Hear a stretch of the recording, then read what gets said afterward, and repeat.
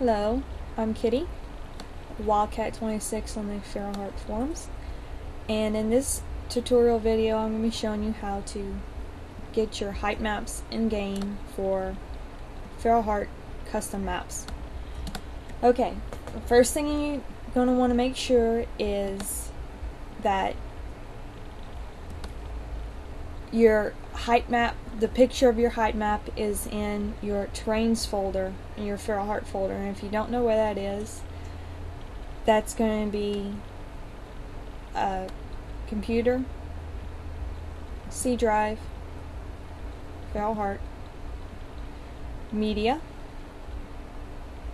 terrains. You want to make sure your height map file is in your terrains. That's where it needs to be in order for the game to find it. Also, it's important that the name of your height map has terrain on the end. So as you can see, if you see right here, that it's both of these right here are my tutorial terrains that I made in both Photoshop and GIMP, and they both have terrain on the end. That's important. That way you know that's your terrain. I believe it works somehow within the game that has to have the terrain on the end in order for it to work correctly. Okay, if you by some reason saved your height map in another location, you need to move it to your terrains folder in Feral Heart in order for it to work. Okay, now that you make sure you have your height map in the right place, we're going to close this and we're going to go to Feral Heart. Open the game up.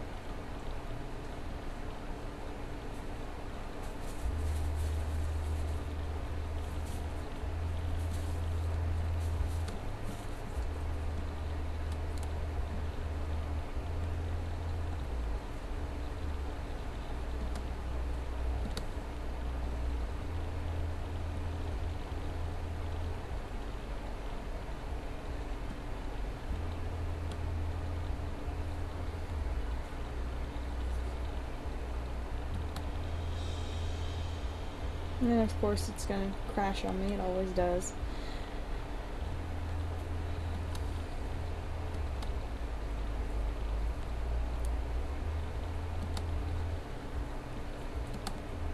Okay, let me try this again. You know how computers are, they never want to work when you need them to.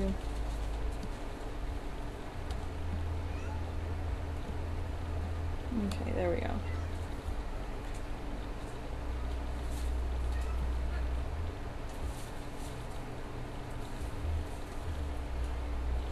Okay, now that we have the game up, we're going to go and click on Tools,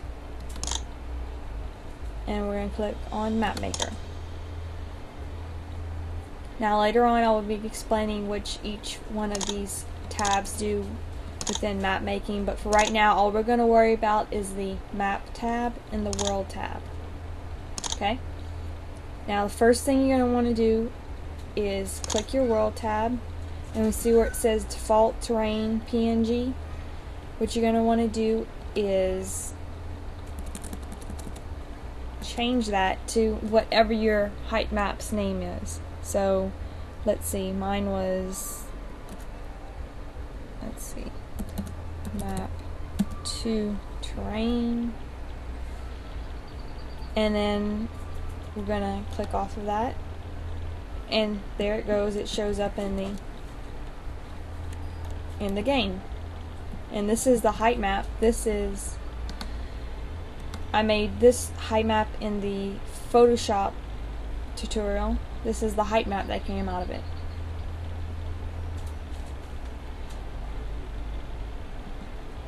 If it'll open.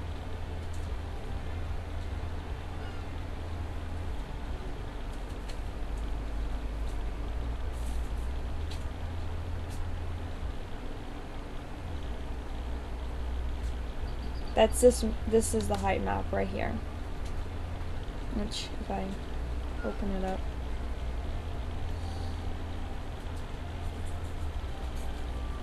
this is the picture of the height map right here. And then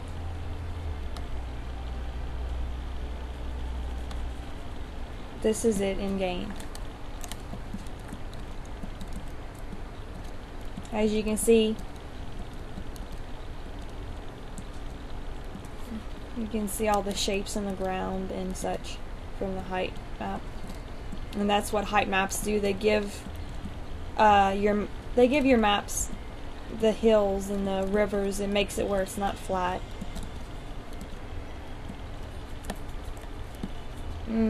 Personally, I think drawing up the height maps is one of the most fun things, because you get to be creative and you can do anything you want.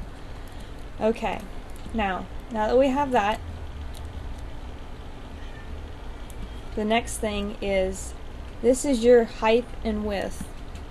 This is how big it's going to be. The width, it's a perfect square, so it's going to be the same length and the same width. Now you can change this to whatever you want. You can make it really small, like this. And if I turn, wait a minute, what happened? Let me see. There. It was so small I couldn't even find it.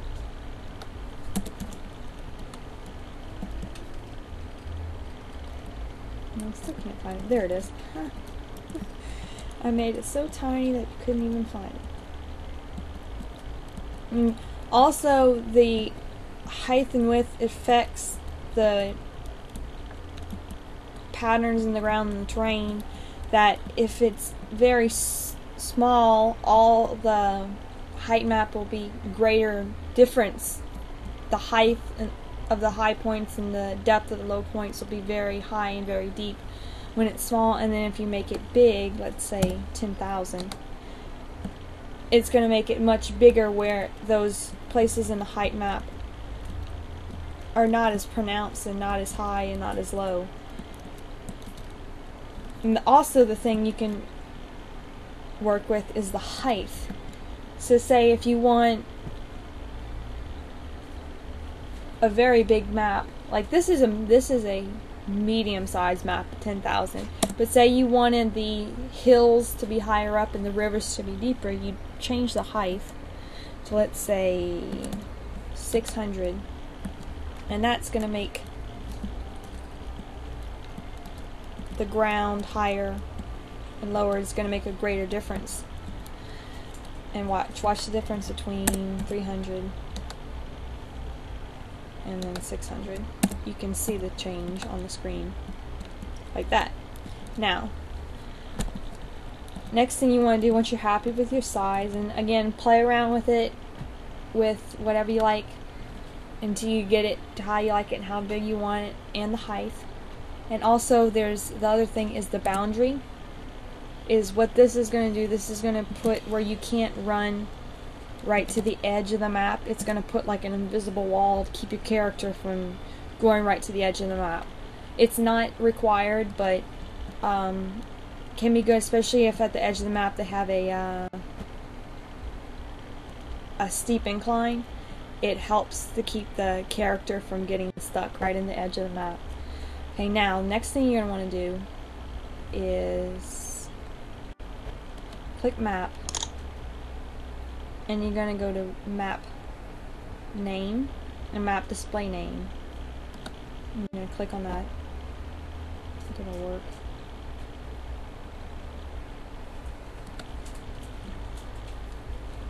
Click on map name, and you can name it whatever you like say,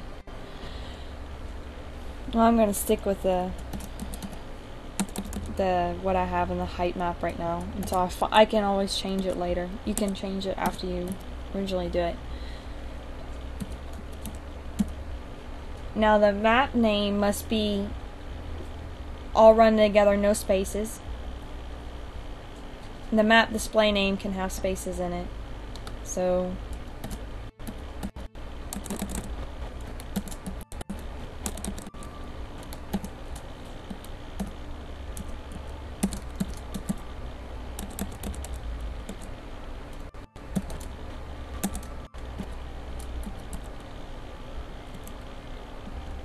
like that.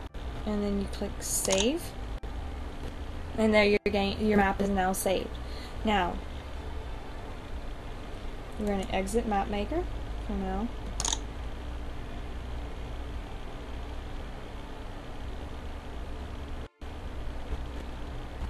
And you can quit. Okay, I'm going to close this.